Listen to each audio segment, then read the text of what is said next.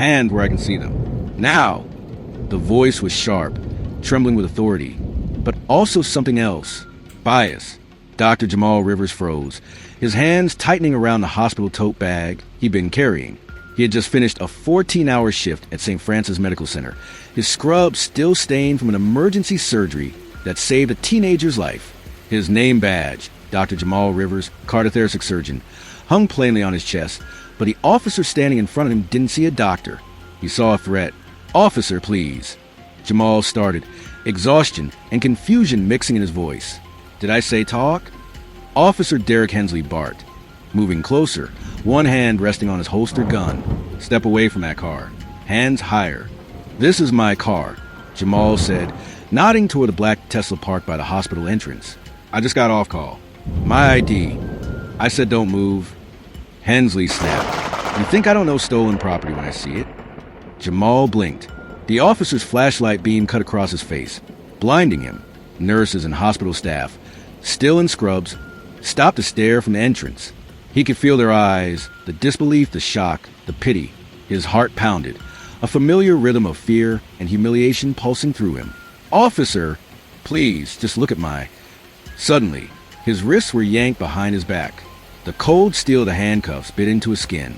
For a moment, Jamal forgot how to breathe. "Am I being arrested?" he whispered. "For grand theft auto and resisting," Hensley said with a smirk.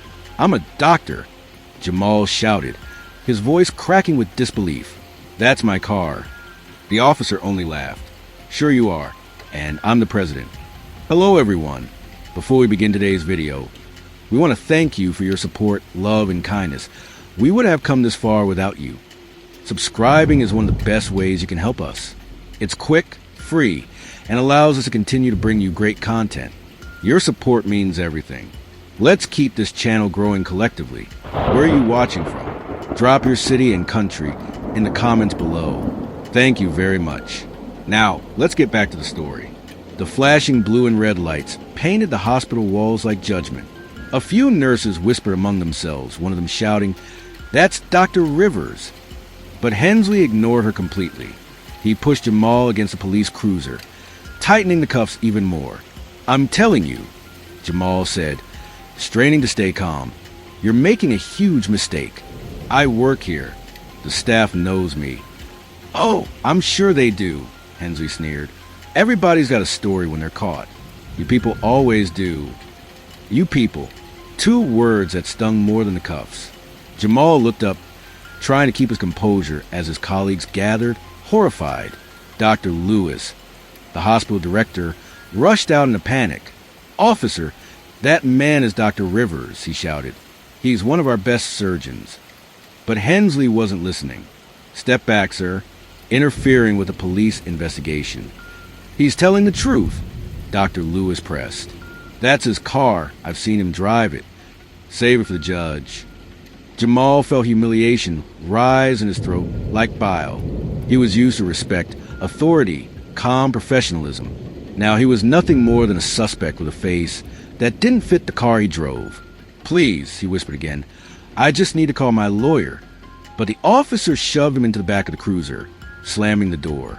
Through the glass, Jamal saw his co-workers, some filming, others standing frozen in silence. One nurse, tears in her eyes, mouthed, "I'm sorry." The drive to the precinct felt endless. The officer hummed to himself, smug and satisfied. Every word he said sliced like glass. "Doctors don't drive Teslas around here," he said. "Not ones like you." Jamal stared at his reflection in the glass. The tired eyes, the still bloody scrubs. He thought about his patients waiting for surgery tomorrow, the life he built from nothing, the medical school debt he paid off working 3 jobs. He thought about his mother, how she told him, "Son, the higher you rise, the more they'll want to drag you back down. Keep your grace, no matter what." At the precinct, they threw him in holding. No explanation, no Miranda rights, nothing. Just smirks and stares. "Bet he stole that stethoscope too," one officer muttered. Hours passed. Then, finally, a familiar voice echoed down the hallway. "Where is he?" It was Dr. Lewis again, furious this time, followed by 2 lawyers and a TV reporter. What's going on here? The reporter asked, cameras rolling. Hensley's smug confidence faltered. Ma'am, this man was suspected of... Suspected? You mean profiled? Dr. Lewis snapped. He's the head of cardiothoracic surgery at one of the largest hospitals in the state. The camera light clicked on. Sir, the reporter said, turning to Hensley, did you confirm his identity before arresting him? The officer's jaw tightened. We followed protocol. Protocol? Jamal finally spoke, voice breaking. I showed you my ID. My badge. You ignored it. The room went quiet. Even the younger officers looked uneasy. One whispered, he's really a doctor? Jamal turned toward Hensley, his eyes red with exhaustion. You didn't see a doctor. You saw what you wanted to see. When the precinct captain arrived, his face went pale. Officer Hensley, he said sharply, you're dismissed from this room. Now. Hensley's face twisted. But sir, Now. As the door shut behind him, Jamal sat trembling, wrists raw from the cuffs. You're free to go, Dr. Rivers, the captain said quietly. I apologize. But the apology did nothing. The humiliation couldn't be undone. He stepped out of the station into the early morning air, lights of news vans flickering. Cameras followed him, reporters shouting questions. But he just kept walking. His heart was heavy, not with anger, but with something deeper, disappointment. But Jamal said nothing. He focused on his work, his patience, his oath. Still, deep down, he knew the story wasn't over, because karma always writes the final chapter. 2 months had passed. The city had moved on, but Officer Derek Hensley's life had quietly begun to unravel. The department was under investigation after the video went viral. Civil rights groups filed complaints. His captain suspended him with pay pending review. But pay didn't stop the whispers. Everywhere Derek went, the grocery store, the gym, even church, people looked at him differently. His own teenage son had asked him one evening, Dad, did you really arrest a doctor for no reason? He'd slammed his fist on the table. That's not what happened. But he couldn't convince even himself anymore. Meanwhile, Dr. Jamal Rivers returned to work, but not unchanged. His calm professionalism was now laced with a quiet determination. He'd become an advocate, appearing at forums about racial bias in policing. Every word he spoke carried the calm of a man who had seen both sides of power, the healer and the accused. Yet beneath that calm, he carried pain, not because of one officer, but because of a system that could mistake a doctor's stethoscope for a weapon. And then fate, with its strange symmetry, began to turn the wheel. One Saturday afternoon, Jamal was prepping for a heart surgery when the hospital intercom blared. Code blue. Emergency trauma incoming. Police officer with chest trauma. Estimated arrival 3 minutes. Jamal's instincts took over. He scrubbed in, assembled his team, and prepared the oar. When the paramedics burst through the door, he froze. On the stretcher, pale, gasping, and bleeding from a collapsed lung, was Officer Derek Hensley. Their eyes met for a fraction of a second before Hensley passed out from shock. For a moment, everyone in the room looked at Jamal, unsure what to do. But Jamal didn't hesitate. He straightened his gloves. We're saving his life. Scalpel. The room went silent, except for the rhythm of the heart monitor. For 4 hours, Jamal fought for the same man who had once handcuffed him like a criminal. When the surgery was done, Hensley lay unconscious, alive, stable, and unaware that the man who just saved him was the one he'd humiliated. Jamal walked out of the OR, stripped off his gloves, and whispered himself, Grace. Always grace. 3 days later, when Hensley regained consciousness, the doctor entered the recovery room quietly. Hensley blinked, disoriented. W, where am I? You're at St. Francis, Jamal said softly. You had a collapsed lung. We operated. The officer's eyes adjusted and then widened. You, his voice cracked. You're... The doctor, Jamal finished. Yes. Hensley swallowed hard, looking away. Shame colored his face. I know. I didn't mean...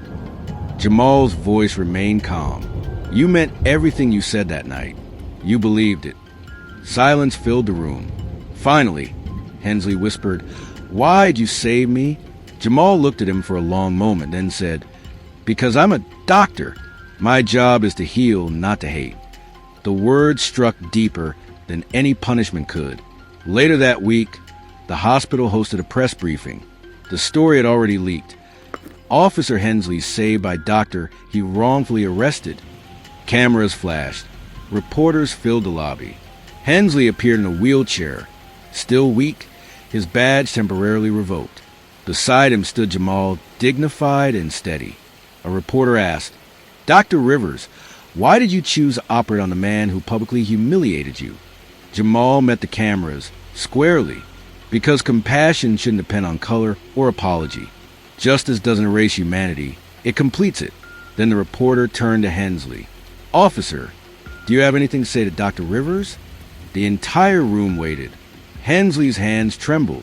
He looked at the man beside him, the man he'd once treated like a criminal, and felt the full weight of his shame. Tears filled his eyes. "I was wrong," he said, his voice breaking. "I saw a stereotype, not a human being. And that almost cost me everything. I'm sorry." The cameras clicked wildly. The image, a humbled officer publicly apologizing to the black doctor who saved him, spread across the world within hours. For Jamal, it wasn't about revenge. It was about the truth finally seen. Weeks later, Hensley resigned from the force. But he didn't vanish. He began volunteering with a local outreach group that trained officers to recognize bias and build empathy within law enforcement. He would sometimes tell new recruits, "If not for grace, I wouldn't be alive to warn you." Meanwhile, Jamal continued his advocacy work. His hospital launched a new mentorship program in his name, the Rivers Initiative, to support minority medical students and educate police officers about emergency medical bias. During the opening ceremony, Jamal stood before a crowd of reporters, students, and fellow doctors. He said simply, "Sometimes the deepest healing comes not from medicine, but from moments where truth replaces hate." The audience stood in applause, and in the back row, unnoticed by most, Officer Hensley sat quietly, clapping, tears in his eyes, humbled yet grateful. That night, as Jamal walked to the hospital parking lot, he saw a young man struggling with a flat tire near the exit. He approached. "Need a hand?" The young man looked up, nervous, hesitant. Yeah, thanks, sir." Jamal smiled, helped him fix it, and just before walking away, the man said softly, "You're Dr. Rivers, right? The one who saved that cop." Jamal paused. "I am." The young man nodded slowly. "My dad was that cop." Jamal froze, then turned fully. The young man extended his hand. "I just wanted to say thank you for giving him a second chance. He's a different man now." Jamal shook his hand, smiled faintly, and said, "We all deserve one," as he walked back toward the hospital lights. The night breeze carried a quiet peace, because sometimes karma doesn't destroy, it transforms, and in that transformation, humanity finds its redemption. True justice isn't revenge, it's reflection. What you give the world, it always returns, sometimes the hands of those you least expect.